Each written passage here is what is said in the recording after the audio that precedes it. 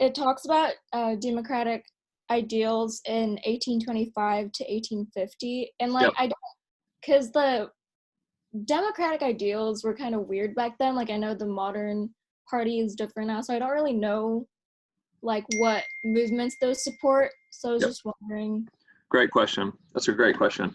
And it's also one of those areas I think they could ask about that Jacksonian era. I think that could be a Yeah. potential question. So let's talk through that. So some of the democratic values, okay, that were going on back then is number one, they actually wanted the right to vote for president. Before that point in time, the electoral college, there wasn't, now, I mean, we still don't technically, right, popularly elect our president. But back then, there wasn't even a popular vote period. It just literally the electors went and figured out who they wanted. It was pretty well designed by the state houses. And so Andrew Jackson's second time he runs for office there in 1828, 1824 he loses. 1828 he runs again, and we start having states connect the popular vote to their electors. So that is a major democratic movement, which is we actually want people to have a direct vote. Now, by the way, and this is to Raksha's point, when I say people, okay, it wasn't all people. It was white males that owned property. And so we still have this really restrictive type of democratic value, right, with some heavy quotes there. The other thing that's when we talk about the democratic, and again, any of the rest of you, if you have any examples, y'all feel free to jump right in, is that they believe that the president should be a powerful position because it's the only position that everyone voted in. Now, I know that, nowadays we're used to kind of a more powerful presidency. We've had several powerful presidents during the time. But remember, George Washington really took kind of a hands-off approach on a lot of things. And then Adams kind of was more aggressive, and then Adams didn't get reelected. So ever since then, we kind of had presidents that weren't very aggressive until Andrew Jackson. And Andrew Jackson's the one that really pushes back. And Andrew Jackson says he's pushing back because I was elected by the people. And because I was elected by the people, and none of the rest of you were, like your state might have voted for you, but not the whole population, the presidency should be more powerful. So he ignores the Supreme Court. He pushes for things to go through legislation. He shuts down the national bank. And why does he do that? He says, look, people don't want a national bank. They don't trust a national bank. So again, he's playing until Andrew Jackson. We really don't have a president that says, look, I'm doing this because this is the will of the people. And you got to remember, no one is really elected by the will of the people. So no one makes that argument till Jackson. So Jackson starts this whole, it's what the people want.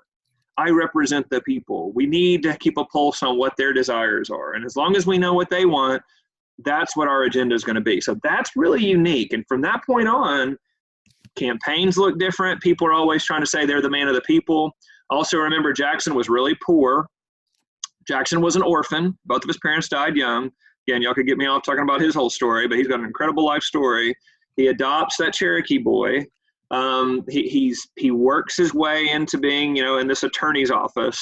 So he's got this incredible backstory, and he got in all these gunfights, and he was really crude. And so people were like, hey, he really represents us. Until that point in time, we really didn't see people vote for people that represented them. I mean, it was really kind of an elite group of people that ran for president. But we start seeing a different, and I'm not saying that it's not like a lot of the elites running for president, but after Jackson, people tried to explain that, no, but I'm really like you. I'm really like the normal people. And it really changed the political landscape to be a much more representative of more groups of people. But again, I want to remind you, women aren't allowed to vote. African Americans not only are not allowed to vote, they're enslaved in the South, and there's this excuse making going on as to why it needs to stay that way. Indians are being removed against their will. And while that is incredibly troubling that Jackson supported that, don't forget it's the Indian Removal Act. So the House and the Senate both voted to remove the Native Americans. I mean, that's what makes it even more appalling is that was a large percentage of the population wanted that to happen.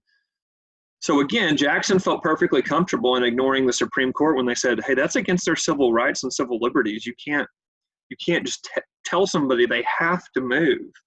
Jackson said, "Look, I mean, hey, did the people vote for you? They didn't. So the power is greater in the positions that are directly elected."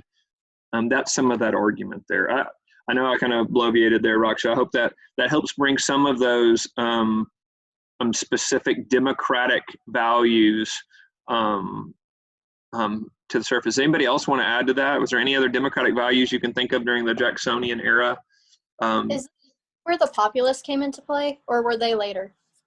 Populists are going to be a little bit later. Okay, so the populist, again, and I'm going to go ahead and share it with you, this graphic organizer that I gave you guys.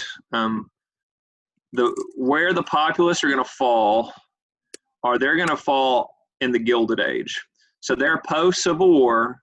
There's economic problems. So let's just go ahead and put that in there, okay? So we're talking about economy.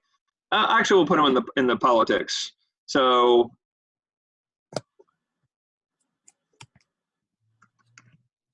I would put the populist movement there. And remember what the populists wanted?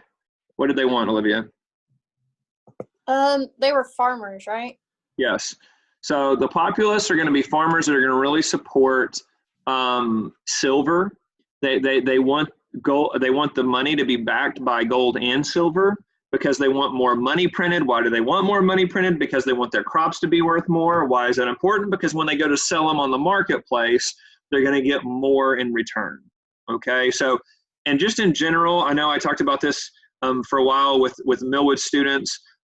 It's a weird kind of concept, but usually people that are poorer want more money in circulation, and people that are wealthier want less money in circulation. Now, again, I'm speaking in generalities, but the reason why rich people want there to be less money in circulation is because they already have a lot of money.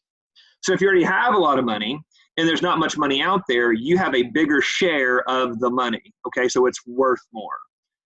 And if you're a poor person, you don't have a lot of money, you want there to be more money in circulation so that you have more ability to gain some of it, okay? Rather than it being kind of more captured in the hands of the wealthy. So that's a really simplistic explanation, but that's an overview of why the farmers are so into the populist movement, okay? And so the populist movement is eventually going to attach itself, and this is William Jennings Bryan. If you can think of, I'm going to put him on there too.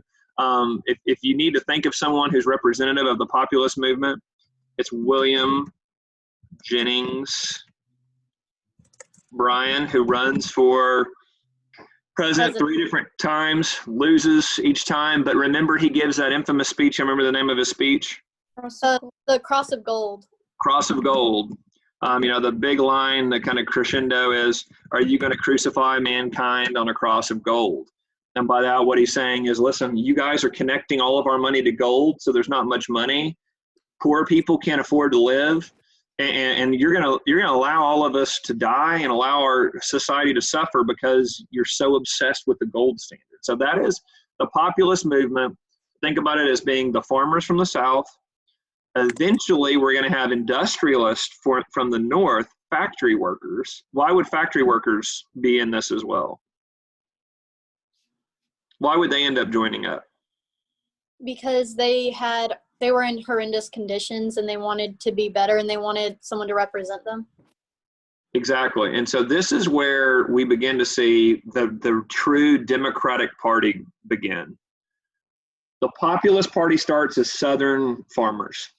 But over time, you have factory workers that don't make much money that say, hey, we're kind of in the same boat. Okay, now, by the way, those are very different groups of people, right? Poor farmers and poor industrial workers in the North. Very different groups of people. But they agreed that there should be more money in population. They agreed that the wealthy are really, remember the Southern farmers, remember the railroad situation where the railroads were charging them more for individual farmers than they were for bigger businesses. So the poor farmers are going, hey, the big businesses are getting all these advantages. We're not. The poor factory workers are saying, hey, my bosses are getting all these benefits and these wealthy people get all these breaks and we don't.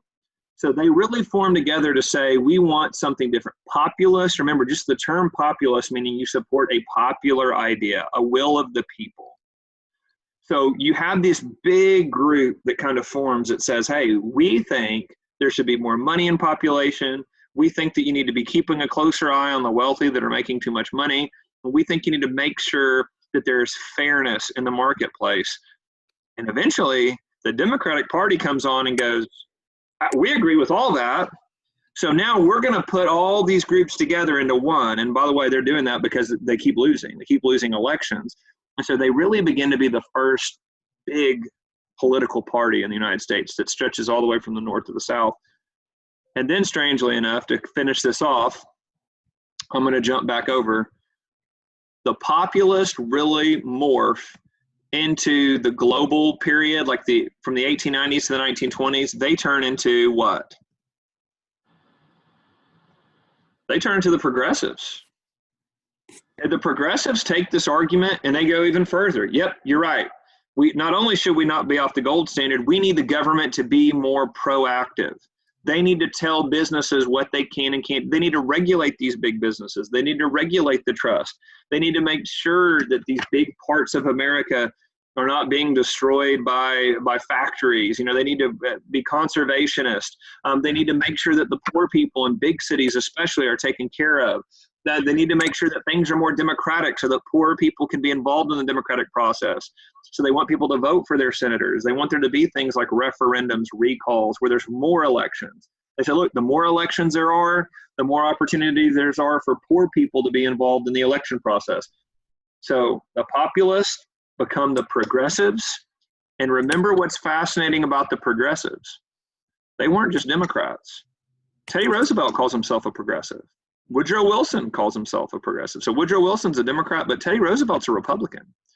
And he wins the presidency twice. And then remember, when he runs the third time, he runs in the Bull Moose Party. The Bull Moose Party was also, what else did he call it? The Progressive Party. He was very open. I'm a progressive.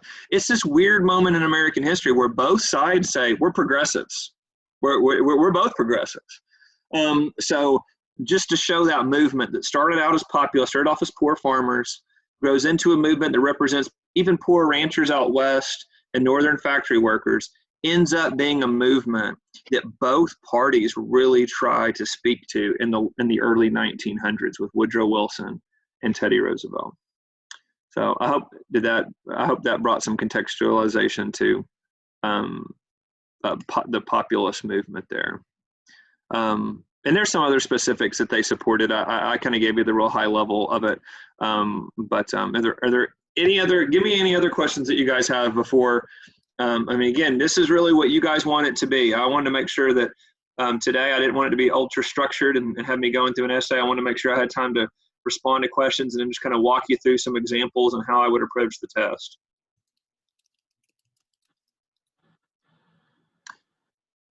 Anything else for me? And again, you guys can butt in at any point in time as we kind of get going here. This is basically the same time period, but was the temperance movement a democratic movement? Temperance movement, we would call a progressive movement. Okay, so yeah, that you're going to have more Democrats support it, but that would absolutely be in this realm of it's the progressives. The progressives say, look, and notice, and guys, I might have done a poor job of pointing this out, but the progressives believe they're bringing progress to society. So that is, their end goal is to say, look, with more government intervention, things can be better. And so with prohibition, what they thought, because look at the 18th Amendment is a progressive amendment. The 17th, okay, let's start from the very beginning. The 16th Amendment is progressive. Income tax. Government should tax income. Why? Well, the rich people need to pay more. That was the belief of the Progressive Party. They get the 16th Amendment. 17th Amendment. We need to have more elections, so we want to elect our senators. That's 17. 18. Prohibition. We think that, and remember what the argument for prohibition was. A lot of women said, our men go off to the big cities. They go to work in a factory. They end up spending most of their money at the bar, okay, before they get home. They're alcoholics. They're just so, they can't help themselves. And then guess what happens when they come home? They're very abusive. They're abusive to their wives. They're abusive to their kids. And again, we're in the early 1900s. It was a very religious America, and women particularly were very religious. And they go, look, my husband is normally not a violent person, but when he drinks and comes home, he swears. He can be physically abusive and confrontational to me and my kids. And so it is religiously right. It's also better for society to not allow alcohol. That is a progressive tenet. More aligned with the Democratic Party, because the Democratic Party was really looking out for those type of values. The Republican Party at that point in time was really aligning themselves with the bigger businesses. So they tended to be not as supportive of it. And then the other one that was a progressive amendment is going to be the 19th Amendment, giving women the right to vote. So that, it kind of comes full circle to saying we need not only more elections, we need to extend the right to vote. And part of the issue that the progressives have towards the end, where when you start looking at like the 1920s, when the Republicans really started to win elections, one of the reasons is that they give women the right to vote, but they chose not to extend that to African Americans. That was this moment, that a lot of progressives said, hey, here we go. Let's give women the right to vote. Let's give African Americans the right to vote. Let's go full into the civil rights, movement. And they didn't do that. Some of their leaders thought it would be better to do one at a time. And, if you look at a lot of their discussions back then, they're like, hey, we'll do women first. We'll get that done. And then we'll go to African Americans. And a lot of African American leaders rightly noted, okay, that usually doesn't happen. Like, if you don't do this right now, and we got this momentum, we got this movement, we don't know if it's ever going to happen. And so, it's going to be a 40-year difference before you see that extended to African Americans. So, I think that's, you see historians sometimes point to that as that was kind of one of those points in time where they could have done more, and maybe they keep that together going forward.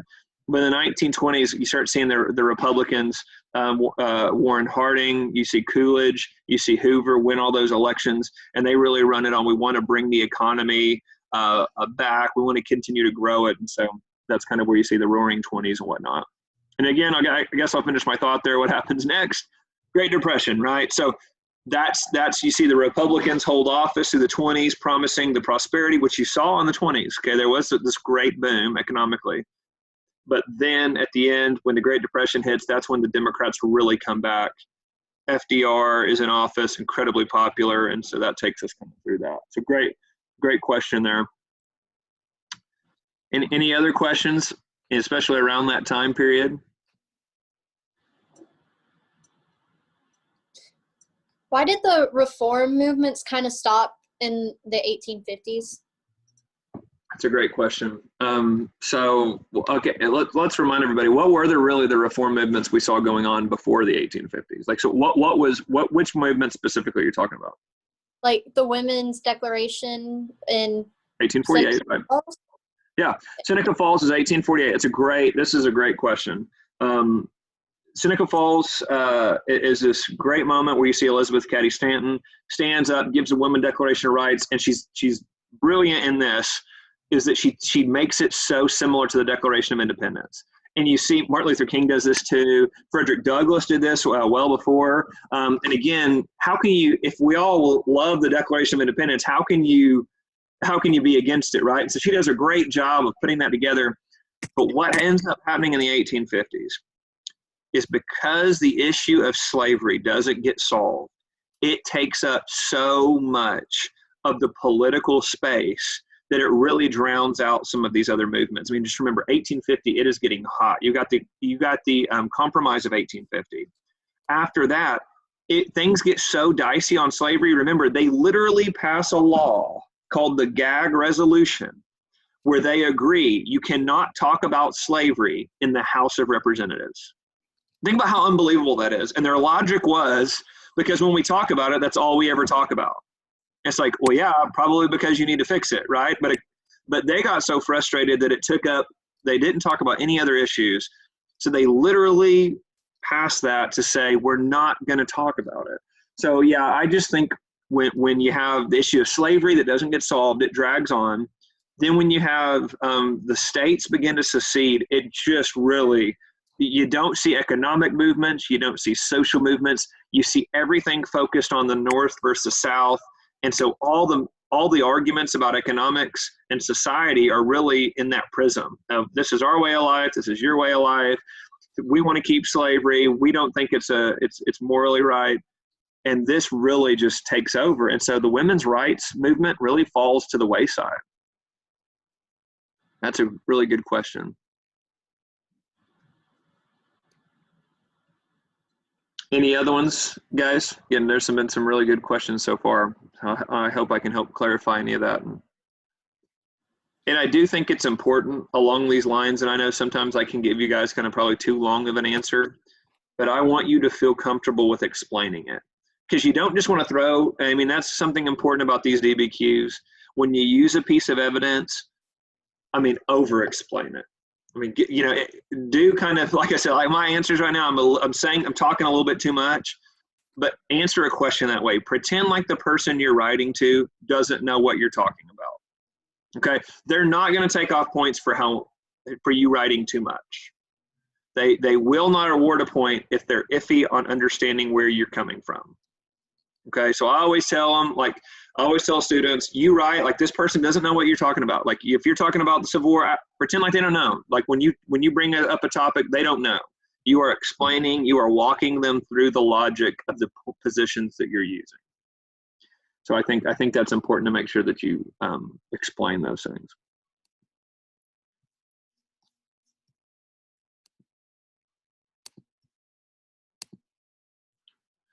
Are there any other specific questions? And if not, I'm going to go through our checklist again, and then I'm going to go over some of the time periods.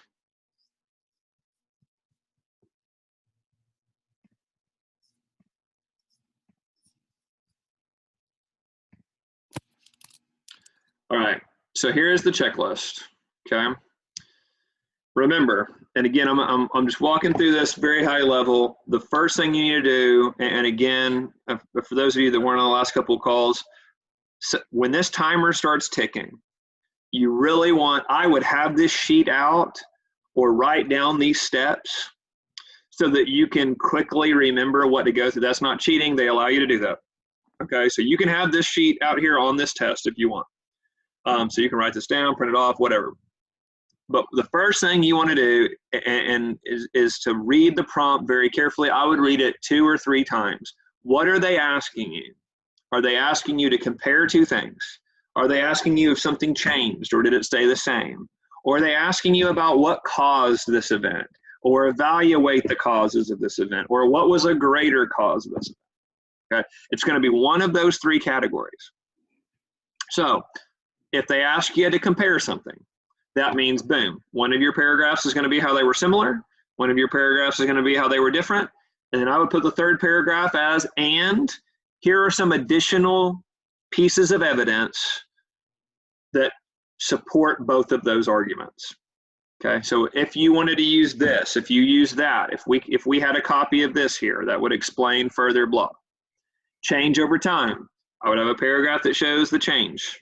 I would have a paragraph that shows what didn't change. Then I would finally have that 3rd body paragraph, additional evidence. Again, what evidence did they not use that you remember from the time period that you say, and this is a great example of blah. So you give 2 of those, 2 additional evidences in that 3rd paragraph. And again, I was showing you students yesterday the examples the AP gave. I mean, they can be as broad as George Washington was the president at this time that supported you know, a direct vote of the people or whatnot. I mean, it doesn't have to be the super specific event. Now, I want you to be as specific as you can. But again, if you can point to a law, if you can point to a battle, if you can point to a war, if you can point to an individual person, again, Olivia did a great job, like the Seneca Falls Convention, that's a great event. So again, I know Raksha was talking about, she was making these flashcards. I think flashcards, I think a graphic organizer, to keep in your head, what are some of the big events, big people from these time periods? It helps you have that additional evidence ready to go. So whenever you see a question you're writing, you're like, oh yeah, I could use A, B, and C also. Next, when you're, you need to, sometimes they'll give you categories. So again, if they say compare, they might say compare the social and economic impact of blah, blah, blah. They might say, describe the change economically and culturally. I mean, they might literally give you multiple categories. They might not. If they give you the categories, that's what you need to talk about in your body paragraphs. If they don't, go back to, again, the sheet I gave you, but I hope most of these are on your head: society, politics, foreign policy, culture, economics, technology. Those are all easy categories to use, and keep it simple. You want to keep it pretty general there with your categories. And then the time period. They're going to give you probably a 30 to 40 year block. Okay, so again, I've got some suggestions here what I think they might give you, but do remember it's just going to be through the time period 1754 to 1945. So we're talking build up to the American Revolution, and we're talking World War II. That's it. Okay, so that's the confines of the question they're going to ask you. When you're reading those documents, again, I place this here. I put it in the, let me pull it up. I put it in the calendar invite. I will pull it up, and I'll attach onto this document too, so you have it. There's a great little organizer you can use if you want during the exam, if you want to print this off. Okay, let me pull this up here where you can see it.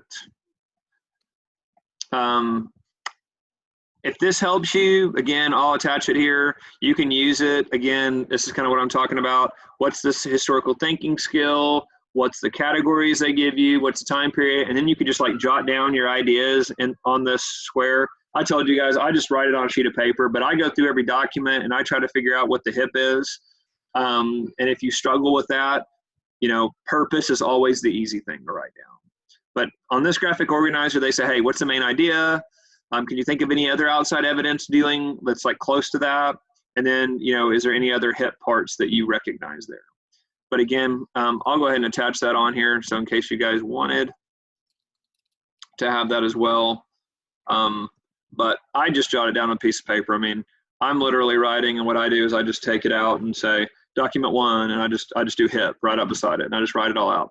And remember, the reason I ask you guys to do that is because I want you to make sure that you don't want to have to go back and reread. My biggest concern for students is you read all the documents and you go, okay, now it's time to write the essay.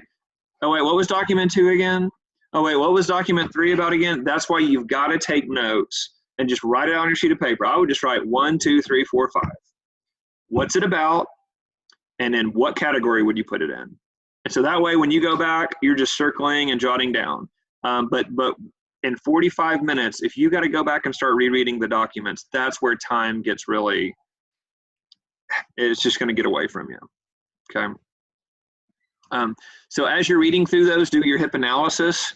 Again, if you struggle with the HIP analysis, if you're going, I can't find the historical context or intended audience, purpose is the easiest. So what is the purpose of that document?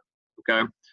You need to then be grouping them. Again, you need to be putting, are they political? Are they showing a change? Are they showing how it stayed the same?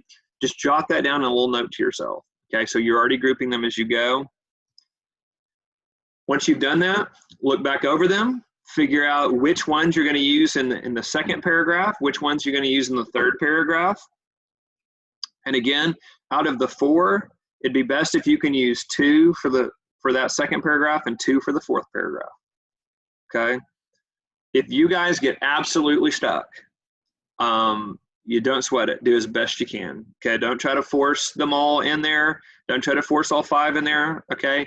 If you can do 2 and 2, I think that's great. That's what you need to shoot for. Okay. Is to try to use 2 for each category. Then you're going to use 2 of your own that you're going to come up with for the third paragraph. Okay.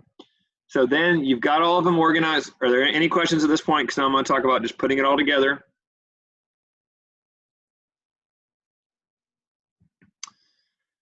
So while we're putting it, once you've got all that written out, to put it all together, what you do is you start with the very first paragraph, and you're going to have to do contextualization.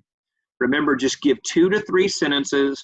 I explained it in one of our videos as saying that it's like, you know, if you've ever seen the movie Star Wars, which if you hadn't, like, where have you been? But at the beginning of Star Wars, you've got the words that come across, it's like in a galaxy far, far away, and it gives you like what just happened. That's what your contextualization is. 2 to 3 sentences of what just happened in relation to the topic. So if they're asking you about the American Revolution, the build up to the American Revolution is that there were British and French colonies and Spanish colonies in America, that those settlers had been fighting with the Indians, against the Indians, but notice I'm connecting it all back to the prompt. The prompt is going to eventually be about a war, a revolution for independence. So I'm giving you 2 to 3 sentences of context, but it has to deal with what you're about to talk about. I mean, that's like if 2 kids got in a fight at school and I was like, hey, what happened before the fight? Like, tell me what happened. And they started telling me about like dinner the night before and what they ate. Like that is what happened before, but it has nothing to do with what I'm asking them about. Make sure that your 2 to 3 sentences do have something to do with whatever the topic is. And try to use some specific examples. Okay, try to say, if you're talking about the American Revolution, talk about the French and Indian War. There was already a war going on over land. Okay, then you can talk about any of the Indian insurrections. Okay, you can talk about Pontotoc War. You can talk about any of those battles, or you can say that there were fights between the colonists and the Native American tribes. I mean, you want to be as specific as you can, but I don't want you to sweat it if you can't remember a name. I don't want you to sweat it if you can't remember a date. If you can't remember something specific, just be as specific as you can. Okay, that's your best bet. If you can give a specific proper noun, a person, place, thing, idea, or event, that's outstanding. If you can't, just get as close to it as you can. Try to explain it so like, hey, I might not have remembered the name, but they'll know exactly what I'm talking about if I say this. Just again, I encourage you, don't freak out if that happens. Just do as best you can and give that example as much explanation as you can. So you got that? Thesis formula, hopefully I've just drilled that in your head. X, however, A, B, therefore, Y. We've done a lot of those together, so I would encourage you guys, if you want to watch our videos, I've attached some other good videos on here as well. If you have any trouble with that, again, we've done quite a few of those together. But set that up. That is right there. If you do those things in your first paragraph, that's 2 of your 10 points. Okay. We move into the body paragraph. Again, I talked about some specifics yesterday, but as you're grouping those documents, you can cite them in 1 of 2 ways. You can say, in document B, Benjamin Franklin describes his frustration with the British government. I mean, you can literally say, in document blah, blah, blah. Or you could say, Benjamin Franklin showed that he was incredibly frustrated with the policies of the British government through his letters, and then just put parentheses, document B. I mean, I think it's better to do the parentheses, but it doesn't matter to your grade. If you feel more comfortable just saying in document A, in document B, that's completely fine. Okay, so that is completely fine to do it that way, but you do need to say which document you're talking about. Do not assume they will go find it. You need to say in document B or give the parentheses document B. Okay. Go through, remember when you use a piece of evidence, you have to explain how that piece of evidence is supporting whatever your topic sentence is. So if you're talking about, hey, these are examples of changes in American society, and you say, again, I'll stay with the made up Benjamin Franklin example, and you say Benjamin Franklin was frustrated with this, you say, and Benjamin Franklin previously was not frustrated. Benjamin Franklin worked with the British government. He attended multiple meetings in London and had no problem with it. But once the Intolerable Acts were passed, once they began to tax tea, and the Stamp Act was passed where they had to have these stamps for all the items, Benjamin Franklin grew more and more frustrated. His thoughts about revolution and the British government changed because of these things. Notice what I did. I just explained it. I explained why that document showed a change in America, because it showed a change in Benjamin Franklin. That's a great example of what a lot of Americans were doing. So I went ahead and explained all of that. So do that for both of your documents in each paragraph. Olivia, I don't think you were on the other day when I talked about this, and I just talked about it very briefly. There is a bonus point for complexity. Okay, one of the 10 points is this complexity point. I don't spend a lot of time on it because it's very difficult to get. Only 0.4 students who took it percentage last year got it. But what that is if you explain a document and you show nuance, you show complexity in your argument, you can get an additional point.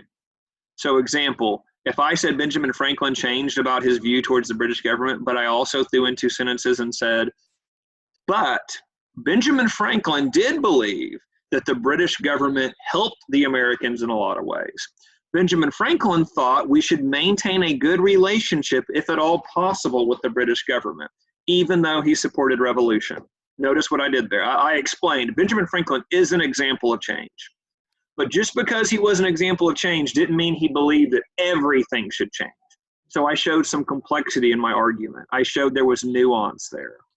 That's an example of how you get and you can do that at any point with any document with an additional source. But again, I think it requires at least 2 to 3 sentences of explaining why the point you're making is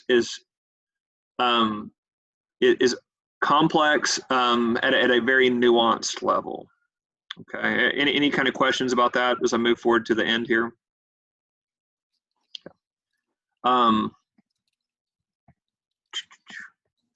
Getting to the end, you work through your 2 body paragraphs. When you get to the 3rd one with additional evidence would be Thomas Jefferson, who was the Vice President of the United States, stepped down from being vice president and resigned because of his frustration with the American government and the way it was being set up. That's my additional evidence. I'm talking about Thomas Jefferson. I'm talking about him resigning. I'm talking about him being vice president. That they didn't give me a document about that, but I've added it. I've said, look, that also shows a change in America. So anything like that. So that would be one. Then a second one, I could talk about Alexander Hamilton and you know the fact that he, I mean, again, I'm just kind of stealing the stuff right off of the movie there, but Hamilton there, of course, originally thought that the British were doing a good job in the American colonies, so they were providing safety for the settlers in regards to the Native Americans, but over time he grew more frustrated with how harsh their rule was and how little say the colonists had in the form of government. So boom, they didn't give me any documents about Hamilton. They didn't give me any documents about Thomas Jefferson, but I added those 2 pieces of evidence and I explained how they relate back to the topic. So those are 2 points also. Please make sure you explain it. Don't just throw it out there. Explain it all the way through, why you chose that evidence and how it relates to the arguments you already made. Final paragraph is your final contextualization. They asked you about how things changed and stayed the same between this time period. Now you're going to talk about what happened right after that time period. We did the Star Wars before. Now we're doing the epilogue. We're doing, you know, after you've read all this, this is what happens next. So I would go on, and again, you want to be very specific as best you can, and you want to say, after the American Revolution, you had this continued push for America to remain independent. You know, you had the War of 1812 that's going to end up occurring. You have the struggles inside George Washington's government on how close should we be with the British government? How close should we be with the French government? There was all kind of foreign policy debates along those lines. Any type of evidence you want to use like that, and then that's it. So again, the contextualization is important, students. There's actually 2 points for contextualization. There normally only used to be 1. That's why it's very important you start off with the 2 to 3 sentences of talking about what happened before. And it's very important you have that final conclusion paragraph. And again, by this point, you're going to be low on time. I think it's best to do 3 to 5 sentences in that last paragraph explaining what happens next. And please keep it needs to be connected. So notice I was talking about foreign policy because that's what the essay was about. I didn't just say a bunch of random stuff like, hey, you know, there was an agriculture crisis going on. I kept it in line with what we were talking about. and I kept it within 30 years of what we were talking about. You don't want to like say, you know, and then, you know, Barack Obama became president. It's like, okay, well, that's way too long. Okay.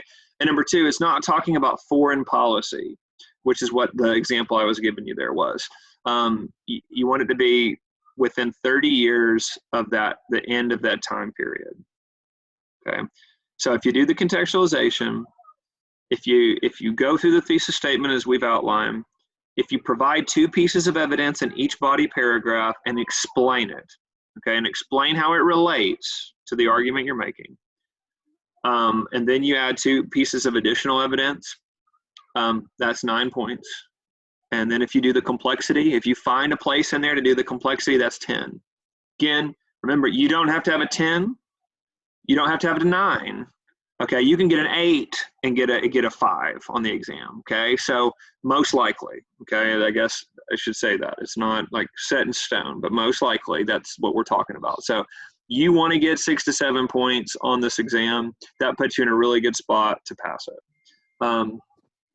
So again, I know that I hope that walking through that maybe help clarify anything. Is there any questions about the way you would answer that, or the points, or the way I set all that up?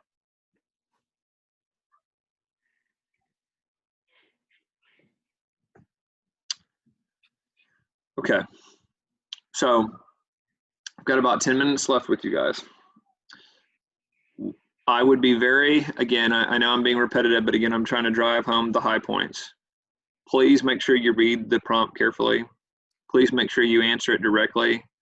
Make sure that whatever topic they're talking about, that is what you're focusing on. Make sure you're focusing on that time period.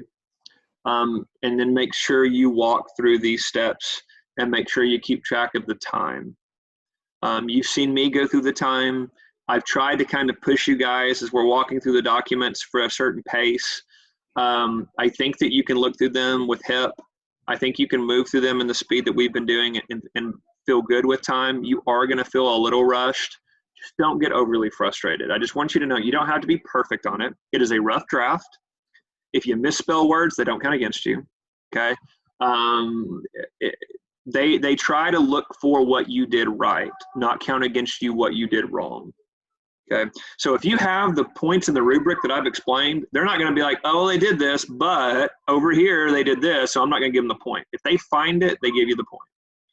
So along those lines, what I recommend, and it looks kind of bad, but this is what I would do.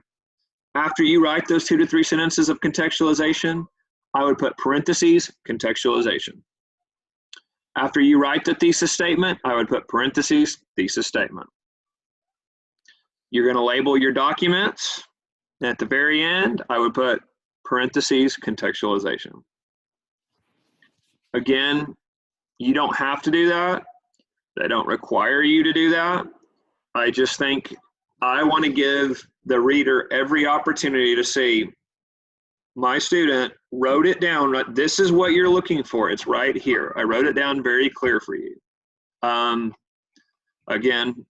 I think that just takes away that little bit of, is it here? Is it there?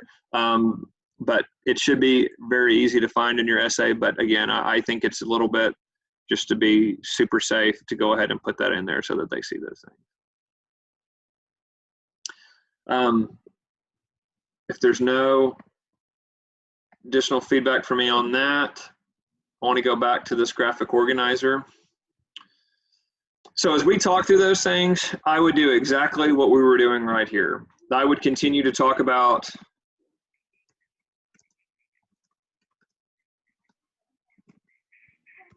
that African Americans in the Gilded Age, they're not, quote, slaves, but they're sharecroppers, which is terrible. They're being treated terribly bad in the South in the Gilded Age. You have this time period where the rich do really well and the poor are not. That leads to the populist growth. We mentioned that earlier. I do want to look at the very bottom of this sheet, and I told you guys I would tell you what I think the potential prompts are. And then that'll be a good place for us to end. I would go through this review tonight. If I were you guys, or do the Raksha method, make some cards, use these areas to make some flashcards, or go through this graphic organizer and just fill it out as best you can. And if you find a blank box, you're like, I can't remember anything about society from 1800 to 1848. Okay, go look that up. Fill it out. That's a great way to just kind of check. Do you have these boxes filled? Can you fill them out in real time? It's a great self-check. Just put the blank quiz out in front of you and see what you can remember here. And then whichever boxes are still empty, go look those things up. But review these areas, okay? Now, I want to make sure that you guys see. I think you might want to specifically look at the Articles of Confederation to the Constitution. I think that's a really interesting area there at the very beginning that they could ask you about. I think the Age of Jackson, which Roxas started off asking about, I think that that's a period that you want to make sure that you're aware of as well. I know we talked a lot about it, but it might be good to refresh. The era of manifest destiny, that was kind of right before Olivia's question. That's really that 1840s, 1850s where you're growing America. That's the Mexican-American War, James K. Polk. That might be a good refresher also. Reconstruction, that period after the Civil War. They haven't asked about that in like 10 years, and so everyone keeps thinking they're going to ask about it. So again, I think our conversations about the Gilded Age, that's right around the time of Reconstruction, talking about the plight of African Americans after the end of slavery. Again, just remember, it does not get better very quickly, okay? It takes, I mean, that's why things are so bad for African Americans in the South for so long. All of these ex-slave owners still are managing the economies. They're still down there, so they're not able to fix things immediately. So remember that about the federal troops coming over and taking over the South, the radical Republicans. Again, if all of that seems like, ooh, I don't remember any of that, that might be a good area to work through a little bit and think of some specific examples. Then the last one I kind of suggested was the Great Depression and the New Deal. There's just so many things that happen in those two topics. The Great Depression, they love to use charts and graphs. So, I mean, of course, there's so many that show the impact of the Great Depression. And the New Deal, it's just so easy to throw at you some programs in the New Deal. They did ask about that about 7 years ago, but again, it's just there's so many programs. They could throw at you the Agriculture Act. They could throw at you the WPA. I mean, the Tennessee Valley Authority. There's so many different little things they could say. So how did things change, or how did they say the same with all of these sources? They could throw them all at you. So I don't know. Those are just some thoughts of mine. As you're looking, if I had to pick some kind of concerning areas for me, just based on what their questions have been in the past, those are some that kind of stood out. But again, I think your best bet is to look over that graphic organizer, see what you remember. If there's areas you don't, really dig in and try to find the specific evidences. And remember, the specific evidences are important because that third body paragraph is going to need to be you plugging things in. You're going to have to provide some evidence of your own. Okay. Anything else, guys, as we kind of bring this to a close today? Any other questions for me?